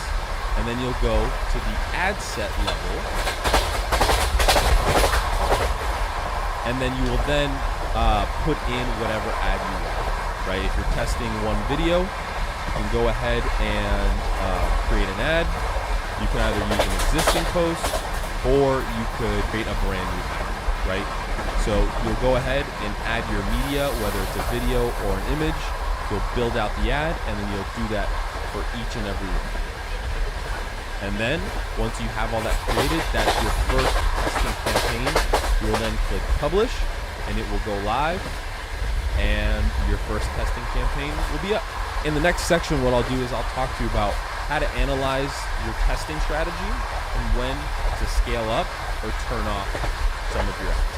So I'll see you in the next section. So I want to talk to you guys about two very important metrics, which is your break-even point and your break-even ROAS, or return on ad spend. So what is your break-even point? Your break-even point is whatever you're going to sell your item for minus what it costs you. And then your break-even ROAS is what you're going to sell your item for divided by what the answer to this is.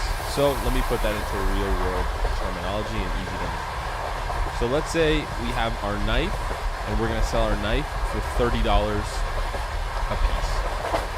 Our cost for that knife is $10. That means our break even is $20. So we can spend $20 on ads. As long as we get one person to buy this knife, we will then break even. So that's how simple it is to find your break even cost. Now, how we're going to find our break-even ROAS, which is the most important piece here, is we're going to take our sales price of $30 per knife. We're going to divide that by our break-even cost, which gives us a 1.5 break-even ROAS.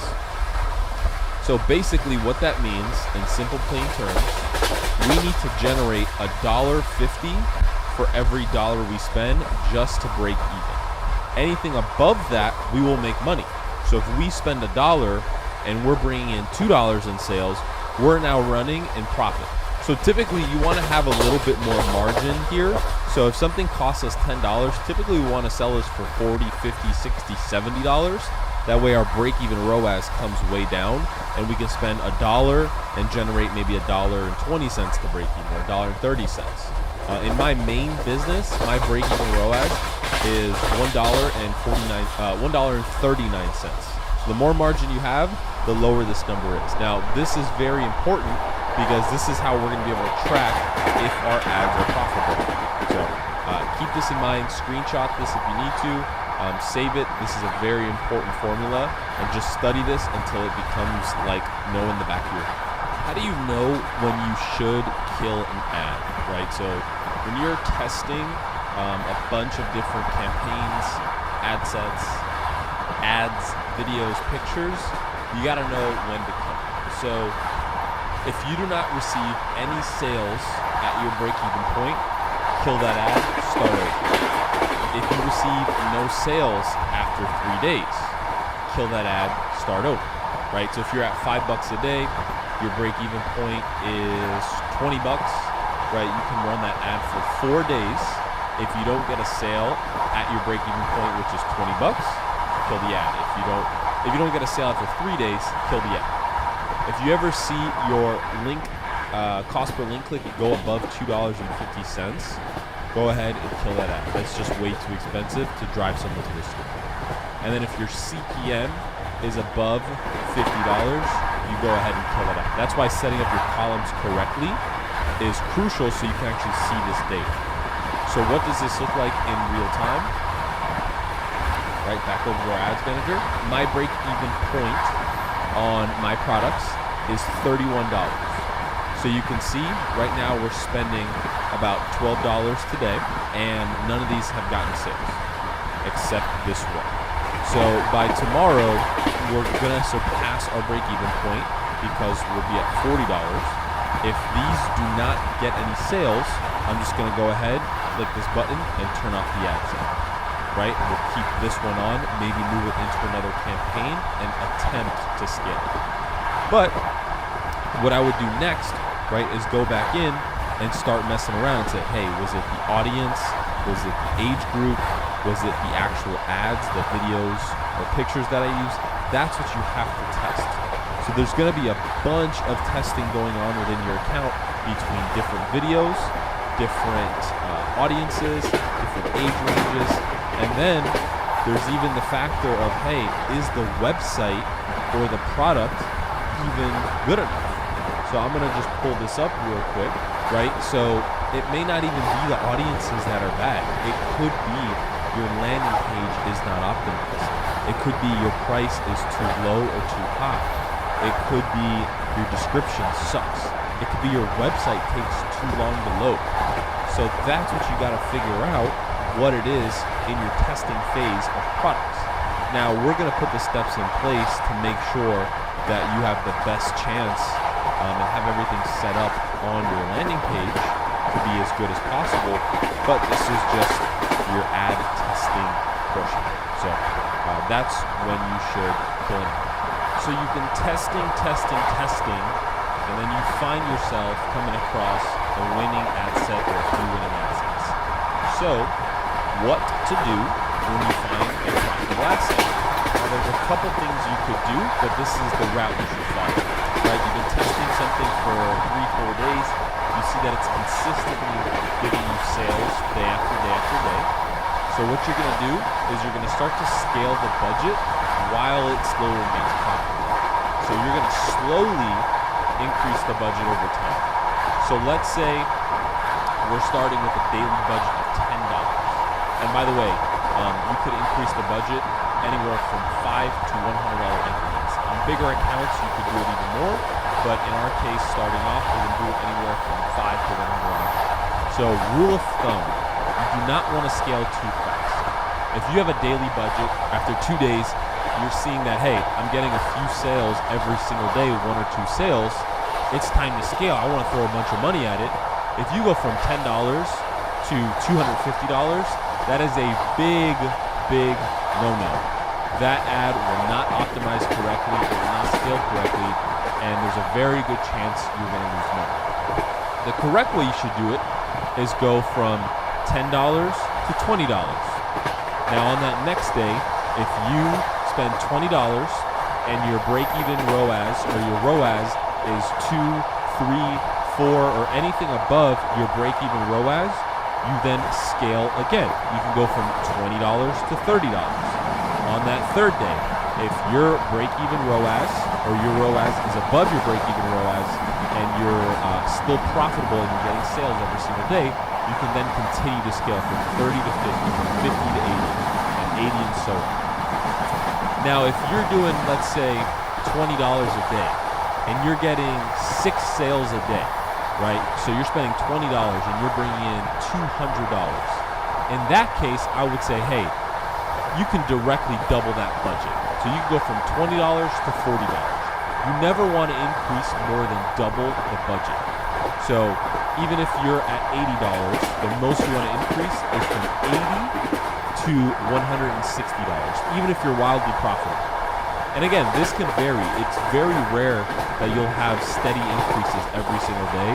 Some days you may be profitable, Some days you may break even and not be able to scale. Then the next day you'll be profitable. And then the next day you'll lose money. There are times where you could actually scale the ad back and go from $30 back to $20. The biggest thing here is you got to stay consistent and have your ads running until you find the most profitable ad sets. Now, what you're going to do once you find a few of those winning ad sets and you're scaling them, what you can then do is create a campaign budget optimization campaign, CBO campaign, and throw in anywhere from 1 to 3 ad sets. So I know before we were doing ad set level budget. When you do campaign budget optimization, this is when you have your winners, your winning ad sets and winning videos. You're going to throw them into a CBO campaign, and I'm going to show you exactly what that looks like. So we are back in my ads manager for my business. Here we have one campaign that I selected, which was a CBO campaign. Now this CBO campaign, we started at $125 a day. As you can see, it generated 86 purchases at a cost per result of $21.58. Again, our break even is $31 in this scenario.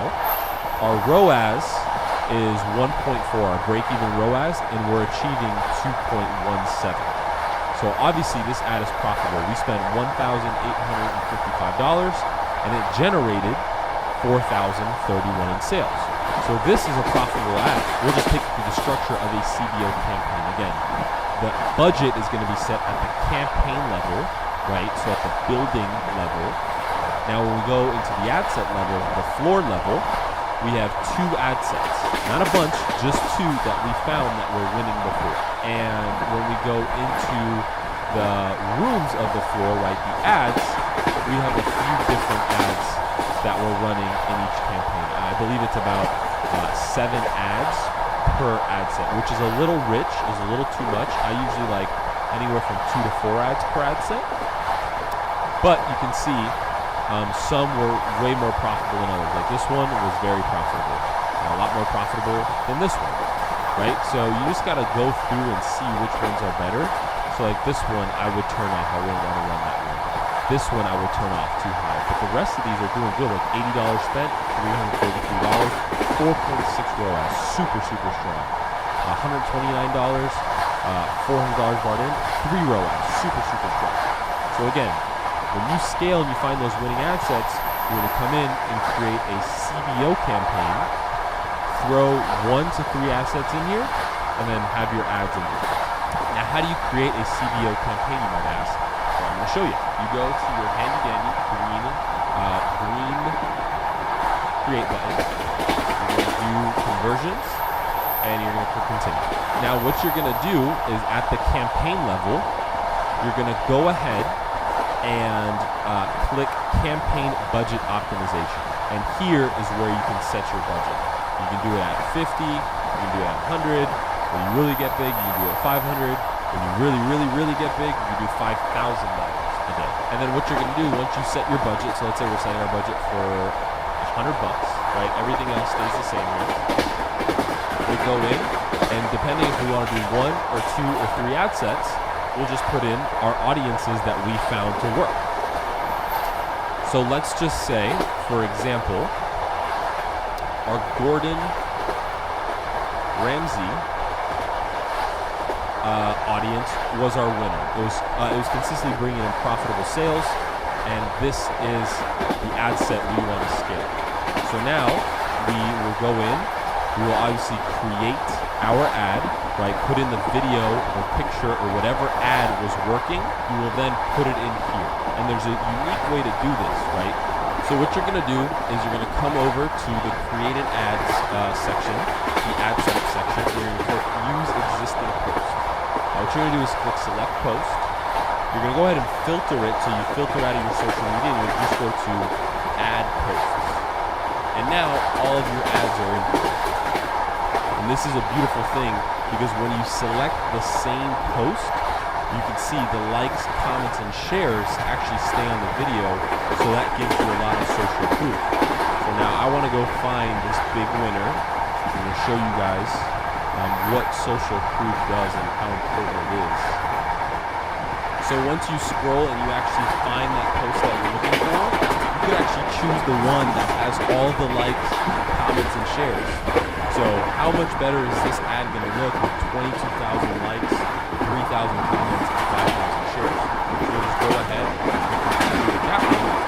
So not only do you have all the social proof in your new ad set, but you have your CBO, you have your winning ad set, and you have your winning ad. So that is exactly what to do when you find a profitable ad set. You switch it over to CBO, and then you go ahead and you scale that thing to the moon. In this section, I want to talk about a simple trick to scaling ads. And I know there's a bunch of metrics that you can look at: when to kill an ad, when you should increase budget, when you should decrease budget. But just to keep things very, very simple, because again, simple scales, fancy fails. All you really need to know is look at your ROAS, right? Return on ad spend. If your break-even ROAS is, let's just say, 1.5, and your ads are consistently generating a 2.0 ROAS, you're in the position to scale. Now, your margins might not be huge, and your return on ad spend is not huge, but you're profitable. If you can scale that all the way to $5,000, $10,000, $100,000 a day, for example, I know that's kind of outrageous, but think about it. If you're making 10% on $10,000 per day, that's $1,000 a day in profits. So as you scale, right, just pay attention to your ROAS, and you might not necessarily have to look at it on a daily basis like, hey, I'm going to play with this thing up and down, because advertising really should be looked at on a much larger scale, on a broader basis. Right now, we look at our ads on a weekly basis. So if we spend, let's just say, $1,000, and it brings in more than $1,400, that ad is profitable. So if we spend $1,000 on a weekly basis and it brings in $2,000, we made profit, even though, let's say, Monday it ran at a 1 ROAS, Tuesday it ran at a 1.4 ROAS, Wednesday it ran at a 2.5 ROAS, Thursday it ran at a 3.5 ROAS, and Friday it ran at a 1 ROAS. Looking at it on a weekly scale, we were still profitable because we averaged at least somewhere above our break-even ROAS. So very simple scales, fancy fails. Know your ROAS, calculate your break-even ROAS, and as you continue to spend money on Facebook, as long as you're above your break-even ROAS and you're seeing anywhere above a 2 ROAS, right? I really like the number of a 2 ROAS or more. Your ads are performing great. You can throw more budget on there and you continue scaling and making money. So just a quick little thing. In this section, I want to talk to you about what a lookalike audience is. So Facebook has the ability to create a lookalike audience based on data it receives or data you give it. Now there's 2 ways to do this. You can do this through pixel data, or you can do this through uploading a list like emails. Back in the day, like 4 or 5 years ago, when you had at least 1,000 emails, you could then provide Facebook that list. They swirl it around, put in their little cotton candy machine, and boom, comes out an audience of 2 million people, 5 million people, 10 million people who are just like the emails you uploaded, right? People who like fishing or like the niche that you're in, and they will create an audience based on that. Now, you can also do that based on pixel data, like purchases, add to carts, view content, right? As you start driving traffic to your store, the pixel will gather that data. Now, here's the holdup. With iOS 14, like this is the most recent update. With iOS 14, we've really seen a pause in lookalike audiences, so I'm not going to dive too deep into creating them and how they work. I'll show you briefly what they are. But what's working today, right now in today's environment, we're just using mostly interest-based audience, like 99%. We'll throw in a lookalike here or there, but the lookalike audiences are really not working due to iOS 14 and that update, and Apple blocking a lot of the pixel data. So we can hop into the screen share, and I'm going to show you what the lookalikes are, how to make them, where you can view them, and all that kind of good jazz. So we're in the audience section of my ad account, and you can see there's a lot of lookalike audiences that have been made. Now what's going on here, you can see we're testing out tons of different lookalike audiences, but mostly for retargeting purpose, not the old pixel data like we used to. So let me show you exactly what I mean. When you go here, you click create a lookalike audience. You can select your source, right? We're gonna select my pixel, And now Facebook will tell you how much pixel data they've received. So they've received 1,700 purchases in the last 60 days. So that's still a good amount of data that the Pixel got, but it's not all the right data that the Pixel should be collecting. And what you could do, you could actually toggle other event values, and you can search view content, add to cart, initiate checkout. So if we click on add to cart, you can see there's been 3,800 add to carts, and you can build audiences based on this information. Now, if we just go back to purchases, right, you can now scale it and say, hey, I want an audience that is 4%, you want an audience that is 6%, 10%, and basically what you could do is actually create 10 different audiences, one for 1%, one for 2%, one for 3%, one for 4%, one for 5%, and test the difference between all of these. But like I said, what's working right now is those lookalike audiences really aren't performing the best just because of iOS 14 and all of those issues. So my suggestion for your new ads, just stick with interest-based audiences because those will work the best in today's market. But you could use lookalike audiences for retargeting. And what I'll do is I'll explain retargeting in the very next section. So I will see you guys there. In this section, what I want to go over is the top of the funnel, the middle of the funnel, the bottom of the funnel, and then after the funnel. You might be thinking, what the heck is a funnel and what am I even talking about? So what I'm talking about is the marketing and sales funnel, right? Think of a funnel, a shape of a funnel. It starts off big, gets smaller, smaller, smaller, and then it finally goes through. So that's exactly what a marketing funnel is. You have a big top of funnel where a lot of people are. As you go down, it gets smaller. You have the middle of the funnel, which is a smaller group. And then you have the bottom of the funnel, which is the smallest. So let's hop into the slideshow and let's explain it. So first, you have the top of the funnel, right? Awareness, top of the funnel. And what's going to be included in the top of the funnel is people who are cold audiences, so interest-based audiences, people who have never heard of your product or your company. So that is just going to be the most broad ad possible. You want to really let people know about your company, or in this case,